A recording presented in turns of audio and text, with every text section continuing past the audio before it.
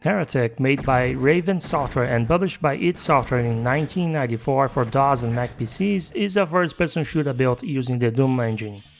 One glance and you can tell it used the Doom engine. The game is literally dark fantasy Doom. Every magical weapon you get functions like an equivalent from id Software's Golden Child. The story has a really long and convoluted setup described in the manual. It has a nice fantasy-style vocabulary, almost like an excited dungeon master narrating your character's backstory. Either way, just know it's a revenge story, and the episodic plot is also nearly identical to Doom, with the third and final episode ending on a cliffhanger. That's right, just like Doom and Wolfenstein 3D, this game is split into episodes.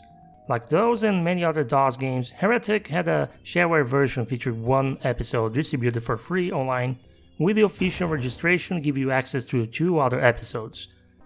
The version you find available on digital stores like Steam, however, is based on the retail release from 1996, Shadow of the Serpent Riders, which came with 2 bonus episodes. The structure of this game is, you guessed it, just like Doom. Find up to 3 colored keys to open doors, with the last key letting you access the room with the exit. Blast everything that moves with your magic rods, or more often with your crossbow, since that's this game's equivalent to the shotgun. Enemy design and atmosphere go with a spooky, edgy vibe, which makes my pick of Will choosing this game for me a very happy Halloween month coincidence. The gameplay feature that sets this apart from Doom and its clones is the inventory system. Aside from ammo, crystal vials and keys, nothing you pick up is activated automatically.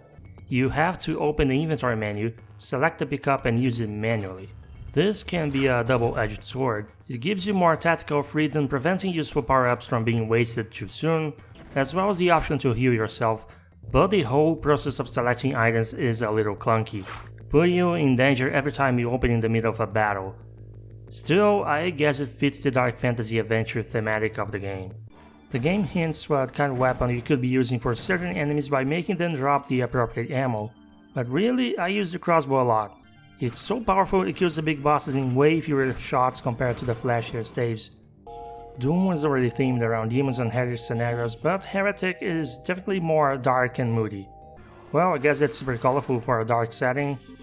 I think I like the atmosphere in this more, maybe it's because I played a lot of Hexen.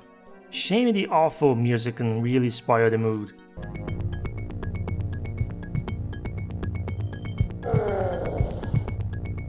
I have a lot of nostalgia for the aesthetic of the levels, but when it comes to the layout, they can be incredibly confusing to explore and find everything you need or figure out what room you didn't explore. It doesn't get less confusing until the 3rd episode, which features my favorite levels in the game. Probably because it stays away from the castle/town/hell theme and the simpler maps make it harder to get lost.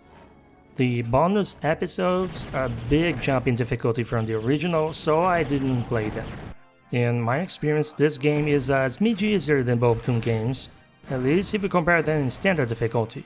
However, the starting levels in episodes 2 and 3 are particularly harder because of the melee weapon. The weapon is so terrible you can't even rely on it to survive against more than one of the standard flying enemies. There's not a lot of enemy variety and you run into these gargoyles all the time. They are the most basic in the game and still these flying bastards are actually the worst of them. It's easy not to notice them coming and suddenly begin to attack on your back or swarm around you, forcing you to give them attention, since that turns them into literal walls. Then there's the Iron Lich that likes to spam tornado attacks. The only 2 enemies that are truly hard rather than just plain irritating are the Molotovs and the final boss himself. The others are very easy to deal with. In short portions, this game can be fun if you are into boomer shooters, but playing too long will expose how repetitive it is. Unlike the games it was inspired by, Heretic overstays its welcome. Most levels feel like the same thing over and over. A lot of time is spent running in circles trying to find what the last switch you pressed activated, which is just boring. Again, I think episode 3 is the outlier because I enjoyed my time a lot more with that one. Maybe replaying when you already know what to do might be more fun. My current stance is I can replay Doom anytime, but there is something tiring about Heretic that prevents me from feeling the same way. I can recognize sometimes Heretic levels show off neat things neither Doom games had done before, but it's not enough. Episode 1 and 2 could have done with more focused levels. You can play the available versions as they are if you want, but I recommend going with the source port. And don't worry, it's perfectly legal, you still need to buy the game to do that.